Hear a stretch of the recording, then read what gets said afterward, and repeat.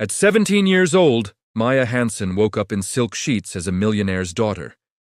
2 hours later, she was homeless with nothing but a backpack and a worn-out hoodie. But what she did next didn't just change her life. It transformed an entire town. To pack 17 years of life. That's when I learned you don't need a mansion to build an empire. This is the story of how losing everything became the best thing that ever happened to her. Stay until the end, because the twist at the Harvest Festival will blow your mind. If you're enjoying Maya's journey so far, a quick like and subscribe really helps us keep creating these inspiring stories for you. And drop a comment below. I'd love to know, have you ever had to start over from scratch? Your support means everything to this channel. Now let's get back to Maya's story. Maya Hansen's last day of summer wasn't interrupted by an alarm clock, but by the police. At 6 in the morning on a Tuesday in August, Maya's world was defined by silk sheets and the smell of espresso brewing downstairs. By 6:05, it was all about the shrieking sirens in the driveway and her father's voice, broken and unrecognizable, echoing from the first floor. At 17, Maya believed that problems were things that happened on the news, not on her perfectly manicured street in suburban Connecticut. Wearing nothing but an oversized Jets t-shirt, she ran down the stairs. The living room, usually a sanctuary of chic minimalism, was flooded with blue lights and officers in dark suits. Mr. Hansen, a real estate mogul known for his speeches about empires built on willpower, was being handcuffed. Mrs. Hansen sobbed quietly on the designer couch, her hands covering her face. "What's happening?" Maya whispered to one of the officers, feeling panic rising in her throat. "Securities fraud," the man replied in a professional, cold tone. "The property is being seized. You have 2 hours to pack the essentials." In an instant, everything Maya knew as yesterday high turned to ashes. The school, the lacrosse team, the homecoming dance, the new car she was supposed to get in September, all of it disintegrated. Fraudulent loans, creative accounting, pyramid schemes, it all came crashing down like a house of cards in a hurricane. But while her mother collapsed into despair, something strange happened to Maya.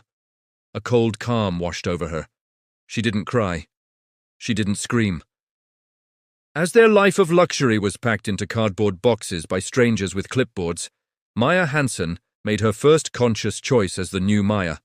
She would not be a victim. "Okay," she said to her mother, her voice surprisingly steady. 2 hours, let's make the best selection of essentials in history." With a beat-up camping backpack, she grabbed her journal, a hoodie, her running shoes, and a crumpled photo of her with her grandmother. There was no room for designer dresses or expensive makeup. She didn't need any of that to be herself, as the social services car drove them away from the house that had defined her entire existence. Maya looked back one last time. She smiled slightly to herself. The game is over, she thought, but the season is just beginning. Their destination was a town so small in rural Oregon that it didn't even have decent cell service, where her mother's only living relative ran a coffee shop. A fresh start in the middle of nowhere, with exactly nothing but her own willpower. The trip to Oregon was a 3-day marathon of awkward silence and changing landscapes. Maya watched the world pass by through the bus window, from highways to interstates, from skyscrapers to vast wheat fields, and finally to pine forests that seemed to swallow the sky. They got off in front of The Daily Grind, a coffee shop that also functioned as the unofficial bus station for the town of Cedar Creek. The town was the exact opposite of Connecticut. It rained, a lot, and the air smelled of strong coffee and wet pine needles. The owner of the shop was Maggie, Maya's great-aunt, a woman with short gray hair and eyes that had seen everything. She didn't offer sympathy. She offered coffee. "Welcome to the end of the line, girls," Maggie said, placing 2 steaming mugs on the Formica counter. "Your room is upstairs. You'll share the bathroom with my employee. Get settled and be ready to work in an hour. Life doesn't stop because the bank failed." Maya loved Maggie instantly. No fuss, no pity, just facts and coffee. Their room was Spartan. 2 mattresses on the floor, an oak dresser, and a window overlooking the empty main street. Maya threw her backpack on the floor and started unpacking. "Okay, Mom, this is our new headquarters. Small but efficient." Her mother, still in shock, sat on the bed staring at nothing. Maya patted her shoulder and put on her Jets hoodie. We can't control what happened yesterday, but we can control the coffee we're going to serve today, she said, with a determined smile. At the coffee shop counter, reality hit Maya's optimism head-on. Cedar Creek High wasn't yesterday high.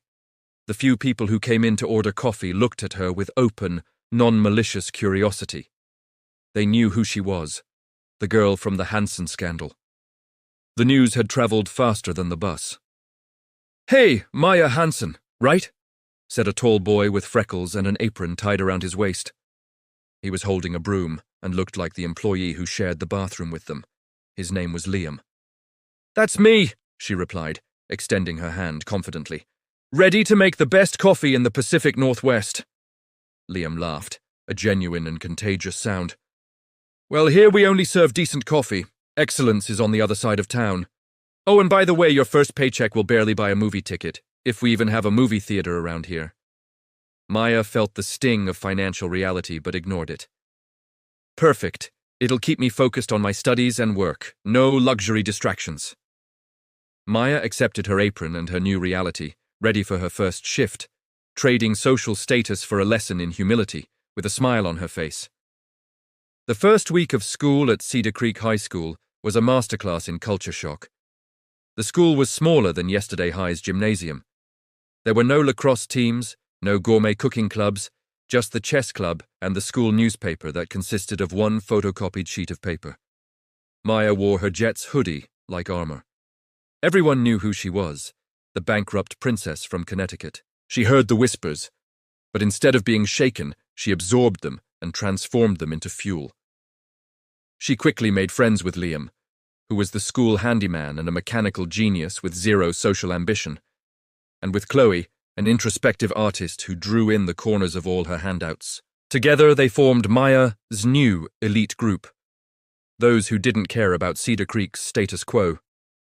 While working at the cafe after school, serving apple pie, and listening to local gossip, Maya began to map out the town's economy. It was simple, stagnant, and desperately in need of a shake-up. The daily grind was struggling, as were the general store and the mechanic shop across the street. One night, while closing the register with Maggie, who shrugged at the day's meager profit, Maya had an idea. "Aunt Maggie, have you ever thought about social media marketing?" Maya asked, her eyes shining with excitement. Maggie looked at her over her reading glasses. "Marketing? That's for rich people who sell wind, Maya. Here we sell coffee." "Exactly! But we can sell our coffee as an authentic Oregon experience." "People love a comeback story. They love rustic charm," Maya argued, scribbling ideas on a napkin. "We need a reverse domino effect. Instead of one big thing that knocks everything down, we start with one small action that lifts the others up." Maya's idea was simple. Use the power of social media, something she mastered from her previous life, to create a movement. She no longer had followers for being rich, but maybe she could get followers for being real. She proposed a comeback challenge. Document the cafe's journey, redecorate the space with Chloe's art, and fix Maggie's old delivery van with Liam's help to make deliveries to neighboring towns. All in exchange for online visibility and community engagement. "I don't have money to invest in this," Maggie said. "We don't need money. We need effort and creativity. I can turn our story into an engagement magnet," Maya promised with that unshakable smile that was becoming her trademark. "After all, I'm the girl who started over when there was nothing left. That's my credibility." Maggie, seeing the sparkle in her niece's eyes, broke her tough demeanor and gave a nod. "All right, bankrupt princess. Show me what you've got, but the dishes are still your responsibility." Maya put her plan into action, using her optimism and digital skills to begin changing the cafe's luck, and, slowly, that of the town of Cedar Creek. The comeback challenge began the next morning. Armed with donated paint cans, Chloe's melancholic but beautiful art, and Liam's tools, the cafe began to transform. Maya, with her phone, the only valuable item she had managed to keep from her previous life, launched the YouTube channel, The Daily Grind Cedar Creek.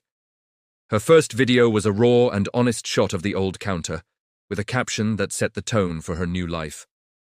"Welcome to my Plan B, where the coffee is strong and the willpower is stronger, moving forward one day at a time." The initial response from the Cedar Creek community was mixed. But the online community began to take interest in the raw authenticity. Far from the perfect filters of her past life, Maya found a new, more genuine voice. She started making daily videos, showing the renovation, the old van being fixed by Liam, the sleeping beast, and her mother's trial and error as she slowly emerged from depression to become an excellent muffin baker. Maya's natural charisma and her everything-will-work-out attitude were contagious. She turned hard work into engaging content. She got an interview with the neighboring town's newspaper, which brought the first wave of new customers.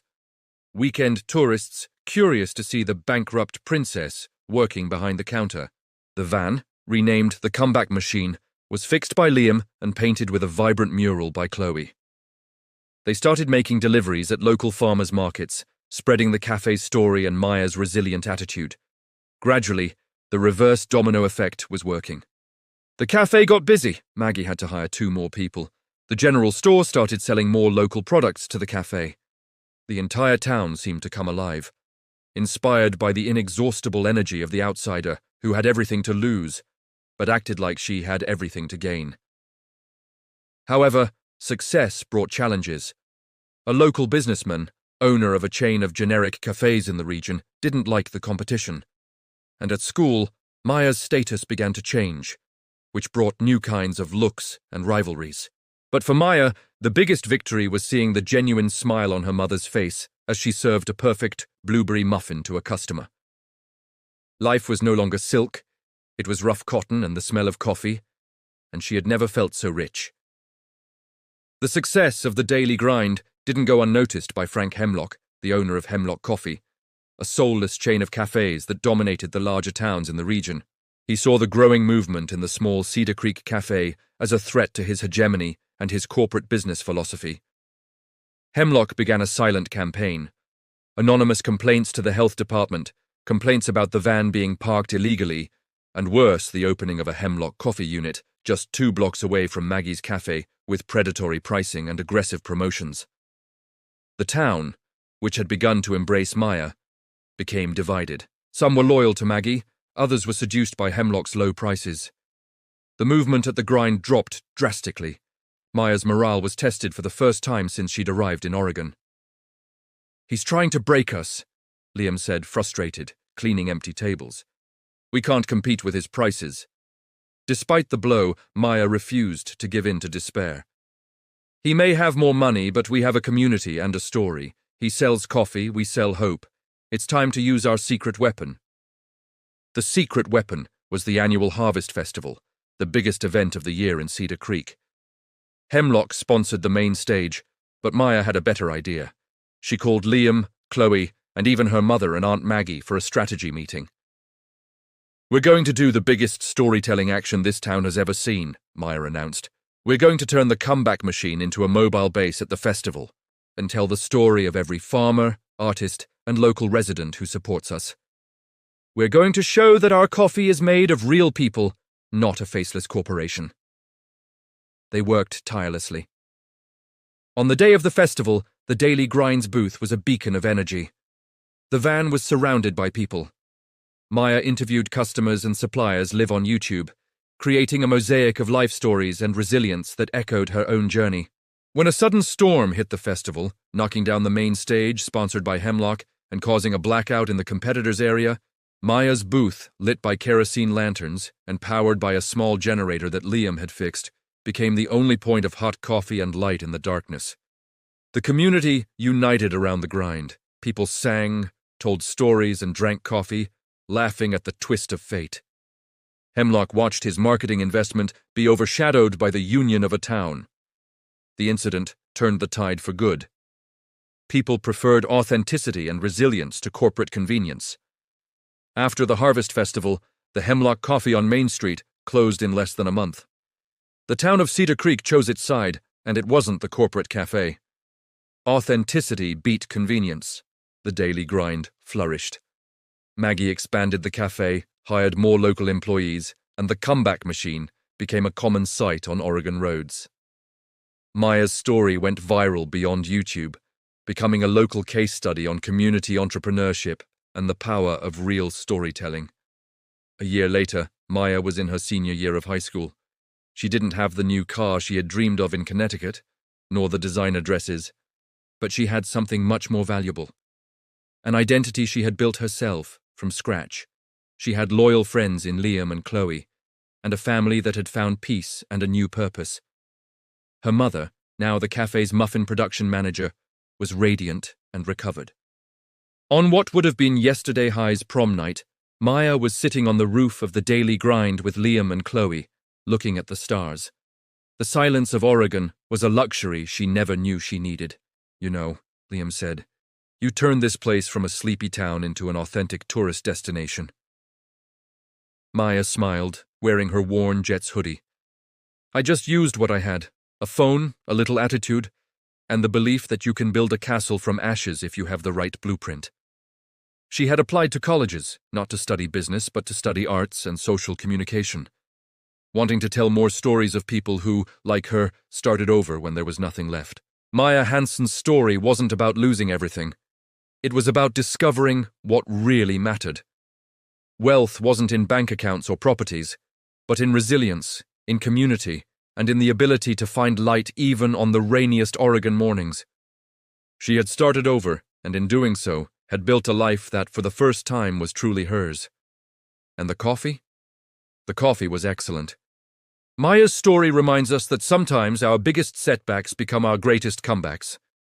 If this story inspired you, I'd be incredibly grateful if you could hit that subscribe button and turn on notifications. That way, you'll never miss our next story. Every like, comment, and share helps us reach more people who need to hear these messages of hope and resilience. What did you think of Maya's journey? Drop a comment and let me know which part resonated with you the most. And if you know someone who needs to hear this story right now, share it with them. You might just change their day. Thank you so much for watching. And remember, you can build a castle from ashes if you have the right blueprint. See you in the next story.